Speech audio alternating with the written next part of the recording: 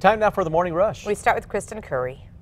Good morning. More sunshine today compared to yesterday's cloudy sky. Still breezy at times, and we'll see if we can get any of these spot showers to actually make it over the northern state line and into the mountains, but does not look to be significant in the way of coverage or intensity. Tomorrow, mostly to partly sunny, no rain or snow expected until Thursday.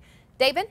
New overnight, the Bernalillo County Sheriff's Office is asking for your help finding 77-year-old Rafaelita Espinosa. Now, they say she's missing and in danger. The Sheriff's Office says she was last seen driving the car on your TV screen right there, a 2008 Ford Escape. The Sheriff's Office says she got lost driving near the Route 66 casino. Anyone with information is asked to call the number on your screen. That's 505-798-7000. Sarah? This morning, officers are still working to piece together what led to the death of one man in northeast Albuquerque. APD says it happened around 8 last night when Southeast Area Command officers responded to a fight and found a man dead inside of a house along the 200 block of Wisconsin Street. Officers aren't telling us much right now, but what we do know is that it's being investigated as a homicide. They do have one person in custody who is being questioned. The scene is all clear now this morning. Crystal. Also today, we're expecting to find out more about a stabbing in southwest Albuquerque. APD says around 9:30 last night near Uncertain Bridge, a person was stabbed in the neck and head. No word on the suspect or the victim's condition at this time. We'll keep following the story for you, let you know the very latest. Rio Rancho police say Fred Ortiz and Brian Hootie were completely drunk when they arrived to a business complex near Southern and Western Hills. Police say they got reports of both men having a gun. Investigators add that Ortiz began filming on his cell phone. That's also when police say Ortiz used the child as a shield. Officers were able to get the child to safety. Both men are charged with child abuse, resisting police, and negligent use of a weapon. Happening now, a man is suing an APD officer and the city of Albuquerque for damages after allegedly being crashed into during a chase. Back in October, police say Dominic Rogemount admitted to stealing a Jeep. Police say he fled, crashing into another car, killing 23-year-old DeMarcus Blea. As for that lawsuit, though, Ryan V. Hill claims that chase by police passed right by him that day. After driving through a green light, he says that Officer Brandon Fada crashed into him. We did reach out to the city for comment. We're waiting for a response. This morning, we expect to learn the identity of a man police say is considered armed and dangerous, while the search for him also continues. Police say they were called to the Circle K at Lomas and Tramway on Saturday night for a man causing a disturbance. Officers say they recognized him from a history of 2 SWAT calls with police. They say he has warrants for his arrest. APD is not revealing the man's identity right now. Happening today, the investigation continues for APD after they say a man was found dead at Manal and Broadbent. Officers say one person was questioned, but there are no persons of interest at this time. Police are also investigating a homicide on Friday when they say a man was shot dead on the west side at the Villahermosa apartments. This morning, we expect to learn more details about both, including the identity of the victim. Happening today, we expect to learn more about an officer-involved crash. This morning, APD says they are still investigating. Police say it happened around 9 at Eubank and Montgomery as the officer was responding to a call elsewhere. Police say a sergeant and another person have been taken to a local hospital with minor injuries. The trial is set to begin for the man charged with torturing another man over drug money. That's set to happen today. Mitchell Overhand, Chase Motherman, and Mariah Ferry are all accused in the kidnapping and brutal beating of a man. Police say they also forced him to look at a picture of his dead and mutilated friend, John Soika, during it all. Overhand set to be back in court today, where opening statements are expected to begin for the beating case. Happening now, police are asking for your help finding the 2 men in connection to the death of a woman. Hobbs police say Yvonne Villalobos was found with a gunshot wound Saturday night. Paramedics rushed her to the hospital where she later died. Police say they're now looking for 2 people of interest. Those include 36-year-old Jose Acosta and 35-year-old Angel Beasa, both of Hobbs. If you know anything, call the number on your screen. Happening right now this morning, about 40 people are without a home after a fire rips through their southeast Albuquerque apartment complex.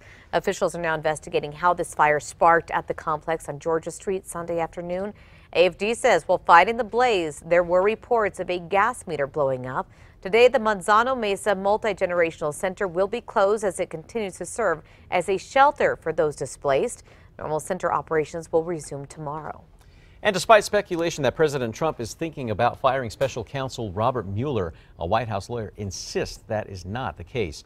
The president unleashed a series of tweets over the weekend lashing out at Mueller, accusing him of leading a biased investigation into his campaign's possible connection to Russia.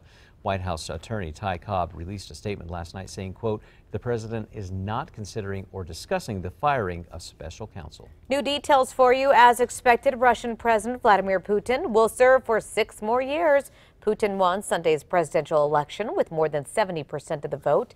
He will rule until 2024 when he will be 71 years old. He will be the longest serving Russian president since dictator Joseph Stalin. Kristen.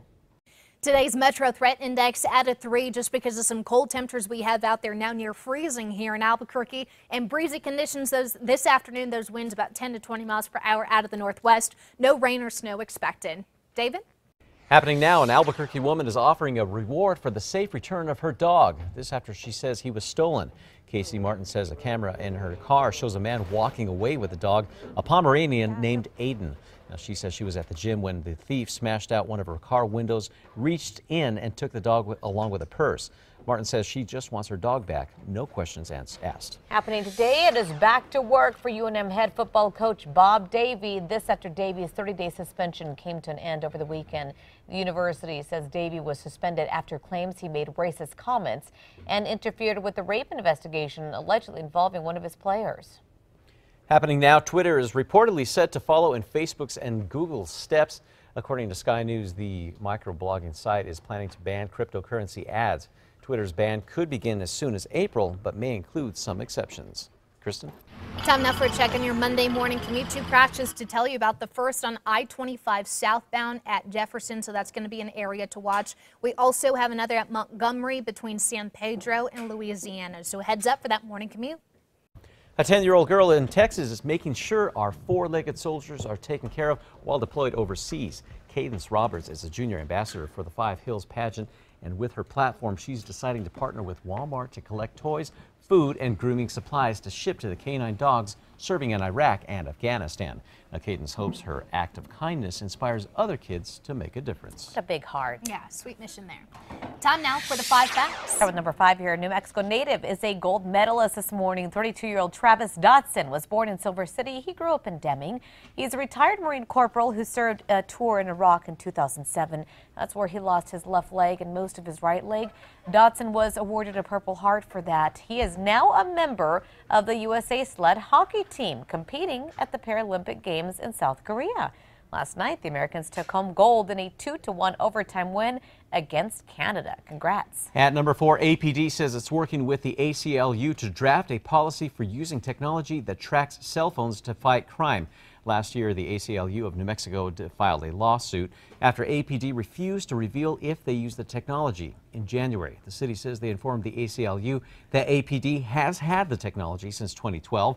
APD says it can't reveal how it's used and who it's been used on because of a purchasing agreement with the FBI. But it says it will work with the ACLU on a policy that follows the FBI and DOJ provisions. At number 3, temperatures a little cooler than average in the 50s today with breezy to windy conditions still. Maybe a few spot mountain showers up to the north of us, but it's not going to be significant. Warmer temperatures build in through midweek. Number 2 now, police in Austin are investigating after they see another bomb detonated in the southwest part of that city, injuring 2 men. This morning, police are working under the assumption that blast is related to 3 others in the last month. Here's what we know so far this morning. Police say it happened around 8:30 last night. 2 men in their 20s were injured while either riding or pushing their bikes. Police say they are in good condition. The city's police chief says this bomb appears to have been triggered by a tripwire. And at number 1, officers are still working to piece together what led to the death of a man in northeast Albuquerque. APD says it's now being ruled a homicide investigation. This is in the 200 block of Wisconsin. APD says at around 8 last night, Southeast Area Command officers responded to a fight and found a man dead inside of a house. However, they say one person is in custody and being questioned. We have a lot more coming up on Fox New Mexico. We will see you on the other side.